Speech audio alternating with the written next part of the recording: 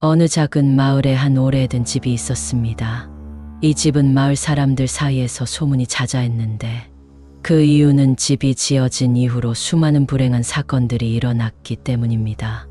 사람들은 그 집을 저주받은 집이라고 불렀고 아무도 그곳에 가까이 가려 하지 않았습니다. 어느 날 호기심 많은 한 젊은이가 그 집에 들어가기로 결심했습니다. 그는 친구들에게 이 집에 대한 이야기를 하며 그곳에서 하룻밤을 보내겠다고 선언했습니다. 친구들은 그를 말리려 했지만 그는 이미 결심한 상태였습니다. 그래서 그는 필요한 물품을 챙기고 저녁이 되자 그 집으로 향했습니다. 집에 도착한 그는 어둡고 음산한 분위기에 압도당했습니다. 집 안은 먼지로 가득 차 있었고 오래된 가구들이 어두운 그림자를 드리우고 있었습니다. 그는 불을 켜고 방 한가운데에 앉아 주변을 살펴보았습니다. 시간이 지나면서 그는 점점 불안해지기 시작했습니다. 이상한 소음이 들려왔고 마치 누군가 그의 뒤에서 속삭이는 듯한 느낌이 들었습니다. 그는 자신을 다잡으려 했지만 소음은 점점 더 커졌습니다. 갑자기 한쪽 구석에서 차가운 바람이 불어오며 창문이 스스로 열렸습니다. 그는 놀라서 일어났고 그 순간 그의 눈앞에 한 여인이 나타났습니다.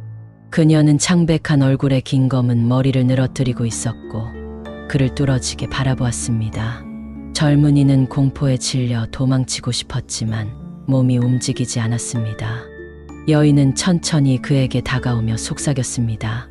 여기서 나가고 싶다면 나의 이야기를 들어야 해.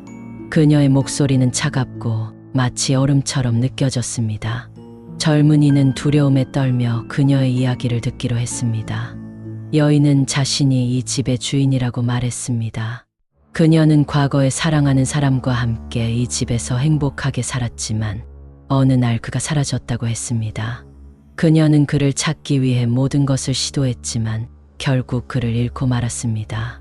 슬픔에 잠긴 그녀는 집에 남아 그의 영혼을 기다리며 그를 찾기 위해 다른 사람들을 끌어들였다고 했습니다. 나는 그를 찾기 위해 이 집에 갇혀 있어. 하지만 이제는 나와 함께 이 집에 남아야 할 사람들을 원해. 그녀의 말이 끝나자 젊은이는 그 순간 자신이 이 집에서 결코 나갈 수 없다는 것을 깨달았습니다. 그는 공포에 질려 소리쳤지만 아무도 그의 외침을 듣지 못했습니다. 그날 밤 젊은이는 그 여인의 이야기를 듣고 나서 점점 더 많은 환영들을 보게 되었습니다. 그들은 모두 이 집에서 잃어버린 영혼들이었고 그들은 그를 끌어들이려 했습니다. 그는 필사적으로 도망치려 했지만 집의 구조는 마치 그를 가두기 위해 만들어진 것처럼 느껴졌습니다. 방마다 같은 모습의 복도가 이어져 있었고 그는 끝없이 돌아다니기만 했습니다. 결국 그는 지쳐서 바닥에 주저앉았습니다. 그때 여인이 다시 나타났습니다. 이제 너도 나와 함께 이 집에 남아야 해. 그녀의 말이 끝나자 젊은이는 더 이상 저항할 수 없었습니다. 그의 의식은 점점 흐려지며 그는 그 집의 일부가 되어버렸습니다. 그 후로도 그 집은 여전히 마을에 남아 있었습니다. 사람들은 여전히 그 집에 대한 이야기를 나누며 그곳에 들어가려는 사람들을 만류했습니다. 하지만 호기심 많은 이들은 끊임없이 그 집을 찾았고 그들 중 일부는 다시는 돌아오지 않았습니다. 저주받은 집은 그렇게 계속해서 새로운 영혼을 기다리고 있었습니다. 그리고 그 집의 여인은 여전히 그곳에서 사랑하는 사람을 찾고 있었습니다.